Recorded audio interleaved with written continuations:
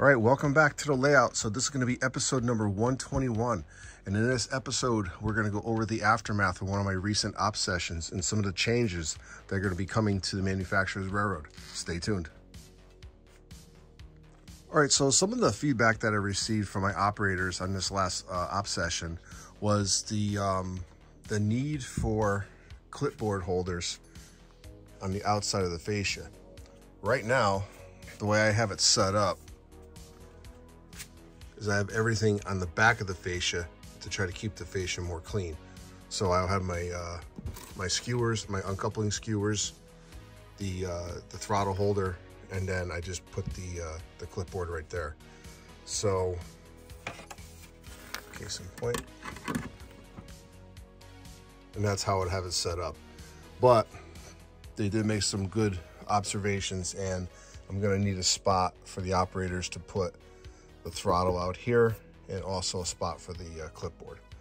So what I'm going to do is I'm going to install hooks for the clipboard so operators don't have to leave it on top of the layout like that.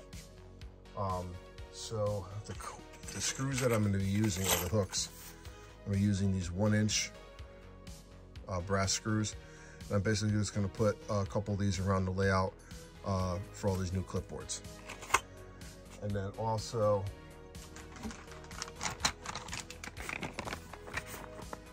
I'm going to be installing 3 brand new throttle holders on the outside of the layout. And then finally, I'm going to upgrade the area with new signs. So when operators come over, they know the areas of the layout. So I'm going to make these into signs, and then I'm going to put them on the fascia. So let's get started. All right, so I got the new throttle holder installed, as well as the hook for the clipboard. So I'm happy with the way it came out. And what I'm gonna do is I'm gonna install a couple more of these. So let's head over to the other sections of the layout.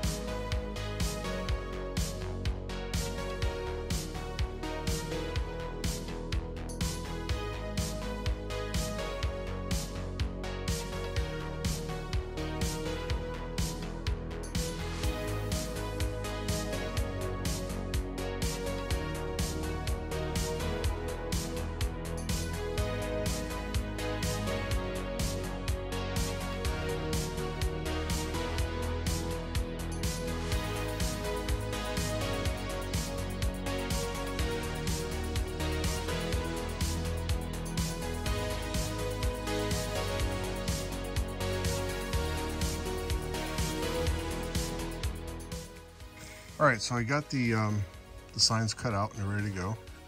They came out pretty good. And what I'm going to do is I'm actually going to put Velcro on them, just in case I have to take these signs off to do any type of repainting of the fascia or something. So just to keep them nice and fresh. So I'll be able to remove them. So let me get these Velcro pieces on the back, and then we'll put them on the layout.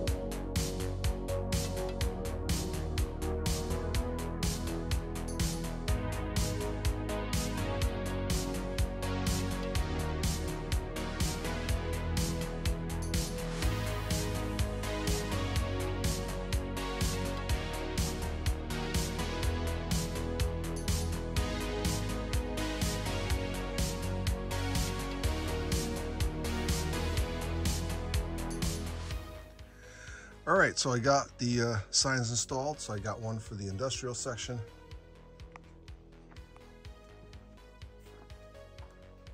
Mill River, Quinnipiac River.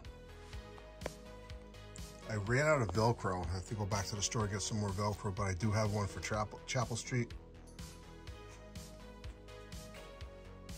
and New Haven Harbor. All right, so the next thing I'm going to do is actually going to wrap up this this layout update with a little switching. So when I did my last op session, I forgot about this tank car in the end, Wolf's Head oil car. So I gotta go get the 660 out, and then we're gonna switch that out, respot these two cars, and then take this back to Bell Dock. So let's get started.